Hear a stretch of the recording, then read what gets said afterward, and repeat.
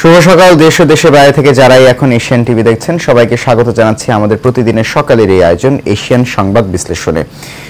আপনাদের সাথে আছি আমি সৈয়দ মাহিউজ্জামান মুখর। দর্শক, প্রতিদিনের মতো এই অনুষ্ঠানের মাধ্যমে আমরা দেশের শীর্ষস্থানীয় দৈনিকগুলোর উল্লেখযোগ্য শিরোনামগুলো তুলে ধরি এবং সেগুলো নিয়ে আলোচনা করি।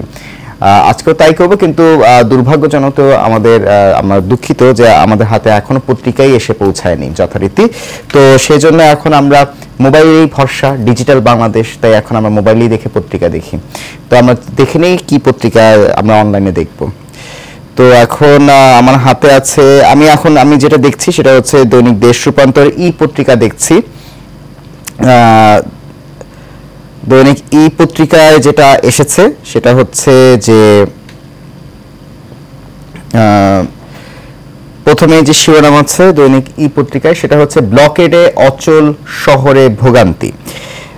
যেটা আমরা জানি যে গত কয়েকদিন ধরে সারা দেশে কোটা বিরোধী একটা আন্দোলন চলছে এবং যেটা হলো যে আপনার প্রায় দেখা যায় যে আমরা দেখতে পাচ্ছি যে কোটা নিয়ে আগেও এরকম কোটার বিরোধিতা করে আন্দোলন করা হয়েছে এবং এখনো আবার নতুন করে এই কোটা বিরোধী আন্দোলনটা শুরু হয়েছে। ছাত্রদের মধ্যে শিক্ষার্থীরা তারা আন্দোলন করছে, সারা বাংলাদেশে বিভিন্ন বিশ্ববিদ্যালয়ে তারা কোটা বিরোধী আন্দোলন চালিয়ে যাচ্ছে, চলমান রাখেছে। যদিও একটা বিষয় উঠে এসেছে, গতকাল আলোচনা করেছে পুলিশের সাথে, আইন শৃঙ্খলা রক্ষাকারী বাহিনীর সাথে, যারা এই যে কোটা বিরোধী আন্দোলন যে মূল যে নেতৃত্ব দিচ্ছে যারা, তাদের সাথে আলোচনা হয়েছে। এখন কিন্তু তারপরেও তারা দেখা যাচ্ছে যে ব্লকেড এই যে আলোচনা মানে যে আন্দোলনটা তারা এখনো চালিয়ে যাচ্ছে, সেটা কিন্তু এখনো দেখা যাচ্ছে যে থামার কোনো আমরা সূত্র খুঁজে পাচ্ছি না যে কোনোভাবে যে এটা থামানো যায় কিনা। কারণ এটার কারণে আবার দেখা যাচ্ছে যে সারা বাংলাদেশ, বিশেষ করে ঢাকা শহর অনেকটা যানজটের সম্মুখীন হচ্ছে আন্দোলনকে কেন্দ্র করে।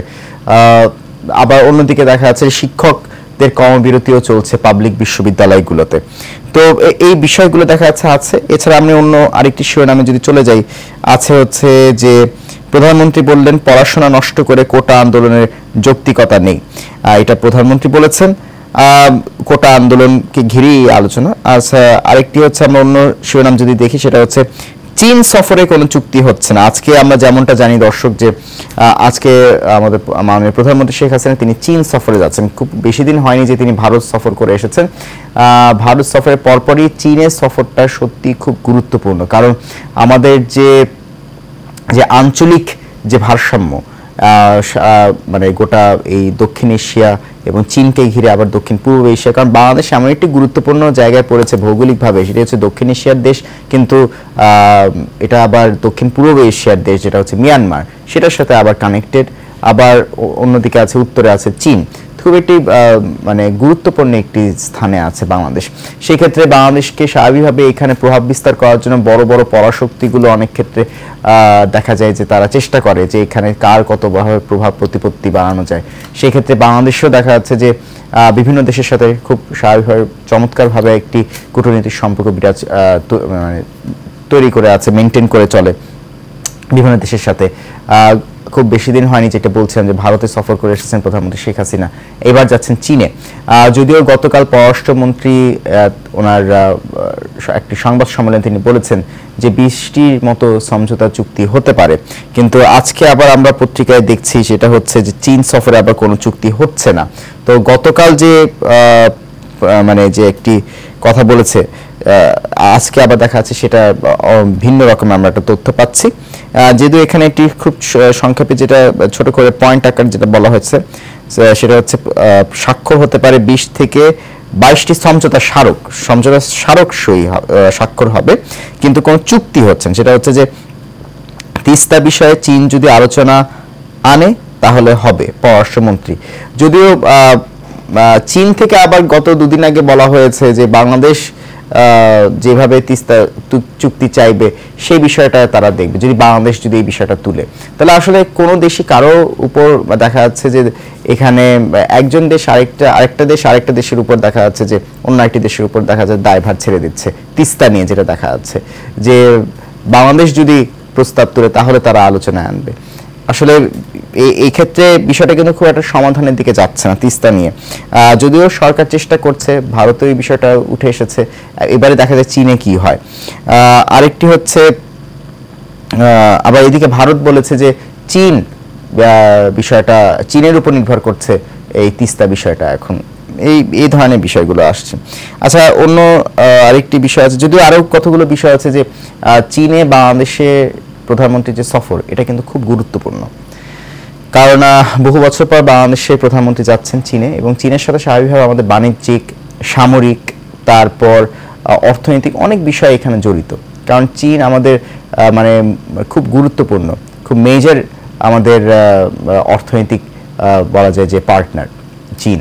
তো সেই ক্ষেত্রে মানে দেখা যাচ্ছে যে চীনের সাথে আমাদের বর্তমানে কূটনীতিটা বেশ ভালো আছে, কিংবা এটাকে আদত অগ্রসর করা যায় সেই বিষয়টাও স্বাভাবিকভাবে সরকার বিষয়টিগুলো তারা বিবেচনা করছেন। পাশাপাশি অর্থনৈতিক বিষয়গুলো, সামরিক বিষয়গুলো, পাশাপাশি এই যে ভূ রাজনৈতিক বিষয়গুলো কিভাবে পরবর্তীতে এটা মানে একটা দেখা যাচ্ছে যে নিয়ন্ত্রণ করা হবে বা কিভাবে পরিচালনা করা হবে, সেই বিষয়গুলো দেখা যাবে আলোচনায় আসতেই পারে। আমরা এই বিষয় থেকে এখন চলে যাচ্ছে আরেকটি বিষয়, সেটা হচ্ছে যে ওবায়দুল কাদের, জনাব ওবায়দুল কাদের এটি বলেছেন সচিবালয়ে গতকাল, সেটা শ্রীলঙ্কার মতো ভুল যাতে না হয় সতর্ক হতে হবে। আমরা জানি যে শ্রীলঙ্কার কি অবস্থা হয়েছিল। এছাড়া শিরোনাম হচ্ছে ৫,০০০ টাকায় মেলে প্রশ্ন, সঙ্গে জিপিএ 5। খুবই দুর্ভাগ্যজনক একটি বিষয় যে এইচএসসি পরীক্ষা চলছে, এখানে বলা হয়েছে যে পরীক্ষা শুরুর আগে প্রশ্ন হোয়াটসঅ্যাপ গ্রুপে দেওয়া হয় উত্তর, কেন্দ্রে বসে স্মার্টফোনে উত্তর দেখে পরীক্ষা, অধ্যক্ষ ও কেন্দ্র সচিবের সম্পৃক্ততা। অর্থাৎ আসলে এটা কিন্তু আমরা কেউ কোনোভাবে অস্বীকার করতে পারি না যে এই শিক্ষা ব্যবস্থায় বর্তমানে এক ধরনের অরাজকতা চলছে এবং কোনো ধরনের নিয়ম নীতি নেই। এক এক সময় নতুন নতুন নিয়ম চলে আসে, আবার বর্তমানে এই তথ্য প্রযুক্তির যুগে এসে এই যে প্রশ্ন ফাঁস হচ্ছে, অনেক সরকার চেষ্টা করছে প্রশ্ন ফাঁস যেন না হয় সেক্ষেত্রে, কিন্তু কোনো না কোনোভাবে এই যে বলা হলো যে তথ্য প্রযুক্তির যুগ, ডিজিটাল যুগ, এই ক্ষেত্রে দেখা যাচ্ছে যে প্রশ্ন কোনো না কোনোভাবে ফাঁস হয়। যেমন এটা দৈনিক দেশ রূপান্তর বলেই দিয়েছে যে হোয়াটসঅ্যাপ গ্রুপে উত্তর দিয়ে দেওয়া হয়, তারপর হচ্ছে কেন্দ্রে বসে স্মার্টফোনে উত্তর দেখে পরীক্ষা। তো তারপর আবার বলা হচ্ছে যে অধ্যক্ষ কেন্দ্র সচিবের সম্পৃক্ততা, এই যে বিষয়গুলো, এইগুলো দেখা যাচ্ছে ঘুরে ফিরে চলে আসে। তো আরো কঠোর, কিন্তু কতটুকু কঠোর হলে এই যে তথ্য প্রযুক্তির মাধ্যমে যে চৌর্যবৃত্তি, এটা কতটুকু বন্ধ হবে, সেটি একটি বড় প্রশ্ন। আমরা আরেকটি শিরোনামে চলে যাচ্ছি, সেটা হচ্ছে 13 বছরের সর্বোচ্চ মূল্যস্ফীতি। এটি একটি খুব গুরুত্বপূর্ণ একটি শিরোনাম করেছে দৈনিক দেশ রূপান্তর। সেটা হচ্ছে যে মূল্যস্ফীতির চিত্র, এটা 2010 থেকে 2011 এবং 2023 থেকে 2024 দুটো সময়কে তুলনামূলকভাবে এটা তুলে ধরা হয়েছে, কম্পেয়ার করা হয়েছে। সেটা হচ্ছে যে 2010 থেকে 2011 যে ফিসক্যাল ইয়ার, সেই ইয়ারে কত ছিল মূল্যস্ফীতি, এবং 2023 থেকে 2024 মূল্যস্ফীতি, সেটার আমরা একটা তুলনামূলক একটা চিত্র তুলে ধরা হয়েছে এখানে। যেটা ছিল 6 বছর ছিল 6% নিচে, 3 বছর ছিল 7% নিচে, 1 বছর ছিল 8% উপরে, এবং গত 2 বছর গড় মূল্যস্ফীতি 9% বেশি। তো আমাদের অর্থনীতি দুষ্টচক্রের ফাঁদে আটকে গেছে, এটা বলেছেন ডক্টর মুস্তাফিজুর রহমান। পৌঁছেছে অবশেষে। তো এখন আমরা দেখি আমাদের পত্রিকাগুলো কি কি আছে, শিরোনাম করেছে। পত্রিকার প্রোগ্রাম যদিও, কিন্তু শুরুতে পত্রিকা আমরা পাইনি। আচ্ছা, তো এখন দেখি, আমরা দৈনিক দেশ রূপান্তর ইতিমধ্যে দেখেছি। এই মুহূর্তে আমার হাতে আছে দৈনিক জনকণ্ঠ। কার ভুলে গরমিল, রপ্তানি আয়ের হিসাবের তথ্যে বড় হেরফের, কোটার সমাধান হাইকোর্ট থেকেই আসতে হবে। 18 জেলা বন্যা কবলিত, বগুড়ায় রথযাত্রায় বিদ্যুৎস্পৃষ্ট হয়ে 5 জনের মৃত্যু, দিনভর যানজটে স্থবির ঢাকা, বাংলা ব্লকেটে দেশব্যাপী সড়কে তীব্র যানজট। এটা আমরা দেখলাম আসলে সবকিছু মিলে। এছাড়া আমরা তো দৈনিক দেশ রূপান্তর পত্রিকা আমরা ইতিমধ্যে দেখিয়ে নিয়েছি মোবাইলে, বা আমরা ইতিমধ্যে স্ক্রিনে আপনাদেরকে দেখেছি দর্শক। এছাড়া আছে এই মুহূর্তে আমার হচ্ছে দৈনিক ইত্তেফাক, শিরোনাম করেছে ব্লকেটে স্থবির ঢাকা, সর্বোচ্চ আদালতে কোটার বিষয় নিষ্পত্তি হওয়া উচিত, যুব মহিলা লীগের নেতৃবৃন্দের সঙ্গে সাক্ষাতে প্রধানমন্ত্রী চীন যাচ্ছেন আজ, সই হতে পারে 20 সমঝোতা স্মারক, তিস্তা প্রকল্প আলোচনায় তুলবে না ঢাকা পররাষ্ট্রমন্ত্রী। ধর্মঘটে অচল পাবলিক বিশ্ববিদ্যালয়, পেনশন প্রত্যাহারের দাবি, বিদ্যুৎস্পৃষ্ট হয়ে প্রাণ গেল 5 জনে, আহত 35, রথের গম্বুজের ধাক্কা। স্বাস্থ্যের কেনাকাটায় দুর্নীতি চিত্র চোখ কপালে ওঠার মতো, সিজি এর প্রতিবেদন। টঙ্গীবাড়িতে পুলিশের সামনে ইউপি চেয়ারম্যান গুলিতে নিহত। এরপর হচ্ছে আমার হাতে আছে দৈনিক কালের কণ্ঠ, শিরোনাম করেছে গাছ না লাগিয়ে তুলে নিল 169 কোটি টাকা, আন্দোলন থেকে পিছু হটবেন না শিক্ষকরা। এই যে শিরোনামটা করেছে দৈনিক কালের কণ্ঠ, এটা বেশ ইন্টারেস্টিং। যেটা হচ্ছে পুকুর ও খাল উন্নয়ন প্রকল্প, 1700 কিলোমিটার খালের পারে গাছ লাগানোর কথা, অর্থ ব্যয় করা হলো, খালের পারে খুঁজে পাওয়া যায়নি গাছ, মাটি পড়ে অনেক জায়গায় খাল ভরাট হয়ে গেছে, স্থানীয়দের বাড়ি ধসে খালে পড়ার আশঙ্কা। অর্থাৎ কি পরিমাণ যে এখানে গাছকে নিয়ে বৃক্ষরোপণকে কেন্দ্র করে কি পরিমাণ দুর্নীতি হয়েছে সেই বিষয়টা দৈনিক কালের কণ্ঠে এখানে তুলে ধরেছে। যে পুকুর ও খাল উন্নয়ন প্রকল্প, এই প্রকল্প মানে প্রকল্পের নামে, বিভিন্ন প্রকল্পের নামে এই যে দুর্নীতির যে বিষয়টা উঠে আসে, কি পরিমাণ 1700 কিলোমিটার খালের পারে গাছ লাগানোর কথা, একটিও গাছ লাগানো হয়নি, এবং তারপর মাটি পড়ে অনেক জায়গায় খাল ভরাটও হয়ে যাচ্ছে। তাহলে এই গাছ না লাগিয়ে 169 কোটি টাকা দুর্নীতি হয়ে গেল, যেটা নিয়ে নিয়েছে প্রকল্প যারা করেছে সেটা। 3 বছর মেয়াদী প্রকল্প এটা। যাই হোক, এছাড়া শিরোনাম হচ্ছে কোটার বিষয়টি সর্বোচ্চ আদালতে নিষ্পত্তি করা উচিত প্রধানমন্ত্রী। উৎসব পরিণত হলো বিষাদে, রথযাত্রা সহ বিদ্যুৎ স্পর্শে নিহত 7। বগুড়ায় রথযাত্রা এই দুঃখজনক ঘটনাটি ঘটেছে। এছাড়া আছে শিরোনাম হচ্ছে ঢাকা সহ 4 মহানগরে আবার আহ্বায়ক কমিটি দিল বিএনপি, যথারীতি কমিটি ভাঙছে, বিএনপিতে আবার গড়ছে, আবার ভাঙছে, আবার গড়ছে। যাই হোক, এর মধ্যে আছে শিরোনাম হচ্ছে চীনের সঙ্গে 20 সমঝোতা স্মারক সইয়ের সম্ভাবনা, পররাষ্ট্রমন্ত্রী সংবাদ ব্রিফিং, প্রধানমন্ত্রীর সফর শুরু আজ, চীনের প্রেসিডেন্ট ও প্রিমিয়ারের সঙ্গে বৈঠক বুধবার। দেশের ঋণমান অবনতির প্রভাব বিদেশি ঋণে, দীর্ঘায়িত হতে পারে বন্যা পরিস্থিতি। এটা আমাদের জন্য খুবই মানে ভয়াবহ একটি পরিস্থিতি, যে বন্যা, আমি অন্য পত্রিকা যাবো, তবে বন্যা পরিস্থিতি নিয়ে একটু আলোচনা করা দরকার। যেটা কয়েকটি পত্রিকা আমি দেখেছি যে 18 জেলা বন্যা কবলিত।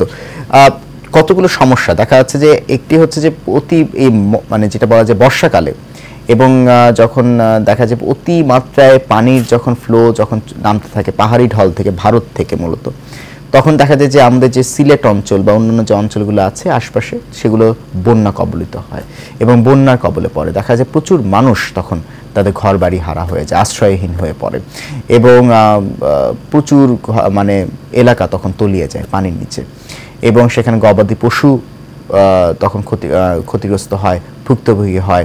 তারপর অন্যান্য প্রাকৃতিক যে বিষয়গুলো আছে সেগুলো ক্ষতিগ্রস্ত হয়, পশু পাখি বিপদে পড়ে, মানুষ তো দেখা যাচ্ছে তারা আশ্রয় গৃহহীন হয়েই পড়ে, এবং পরবর্তীতে একটা জিনিস দেখা যায়, 1 মাস 2 মাস দেখা যায় বন্যার কবলে তারা থাকে, এবং তারপরে গিয়ে দেখা যায় যে বন্যার কবলে পড়ে তখন পানি ধীরে ধীরে নামতে শুরু করলেও বন্যার কারণে যে রোগবালাইগুলো হয় সেগুলো তখন ছড়িয়ে পড়ে। তো একটির পর আরেকটির প্রভাব তখন থাকেই। তো এই বিষয়গুলো মানে একটা সমাধানের জায়গায় যাওয়া উচিত, যাতে পরবর্তীতে বন্যা হলেও যাতে অন্ততপক্ষে সাধারণ মানুষকে যেন দ্রুত আশ্রয়ে নেওয়া যায়, এবং পাশাপাশি বন্যা পরবর্তী যে রোগবালাইয়ের প্রকোপটা যে বেড়ে যায় সেক্ষেত্রে যেন একটা বড় ধরনের উদ্যোগ আগে থেকে যেন প্রস্তুতি নিয়ে রাখে, কারণ এটা দ্রুত তখন ছড়াতে থাকে, এবং যারা বন্যা কবলে পড়ে নাই ধীরে ধীরে খাবারের মাধ্যমে বা অন্যান্যভাবে দেখা যায় যে এই বন্যা কবলে পড়ে যে রোগবালাইগুলো তখন অন্যান্য মানুষের মধ্যে তখন ছড়িয়ে পড়ে। এই বিষয়গুলো গুরুত্ব দেওয়া উচিত। আমরা আরও বিষয় আছে, আমরা এখন এই মুহূর্তে চলেছে দৈনিক যুগান্তরে, শিরোনাম করেছে বাংলা ব্লকেট স্থবির সড়ক, যথারীতি সবগুলো পত্রিকা যেটা শিরোনাম করেছে বাংলা ব্লকেট। কোটা বাতিল দাবিতে শিক্ষার্থীদের আন্দোলন চলবে, ঢাকায় শাহবাগ, সায়েন্স ল্যাব, নীলক্ষেত সহ গুরুত্বপূর্ণ মোড় অবরোধ, সারা দেশে বিভিন্ন সড়ক মহাসড়ক 2 থেকে 4.5 ঘন্টা পর্যন্ত অবরোধে তীব্র যানজট। আসলে এইসব আন্দোলন করার আগে আসলে মানে এটা একজন সাধারণ মানুষ হিসেবে আমরা বলতে পারি যে মানে সবারই কাজ আছে, সবারই প্রয়োজন আছে বাইরে যাওয়ার, কর্মক্ষেত্রে, জীবিকার জন্য, কেউ অসুস্থতার কারণে দেখা যায় হাসপাতালে যাবে, কারো অনেকের অনেক ধরনের কাজ থাকে, প্রত্যেকেই সবাই বিভিন্ন কাজ নিয়ে ব্যস্ত থাকে।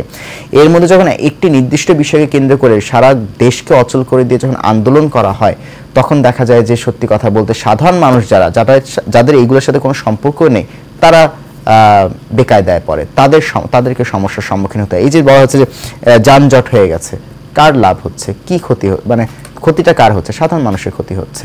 তো এইগুলো আলোচনার মাধ্যমে মানুষকে কষ্ট না দিয়ে, আলোচনার মাধ্যমে যদি এই বিষয়গুলো সরকারের সাথে আলোচনার মাধ্যমে যদি এই বিষয়গুলো সমাধান করা যায়, তাহলে দেখা যায় সাধারণ মানুষের উপরে প্রভাব পড়ে না। কিন্তু রাস্তাঘাট অবরোধ করে যখন একটা যানজট তৈরি করে দেওয়া হয়, সাধারণ মানুষের চলাচলে যত বিঘ্ন সৃষ্টি করা হয়, তখন দেখা যায় যে মানে এটা সাধারণ মানুষ সত্যি কথা বলতে গেলে একরকম বিরক্তই হয়। তো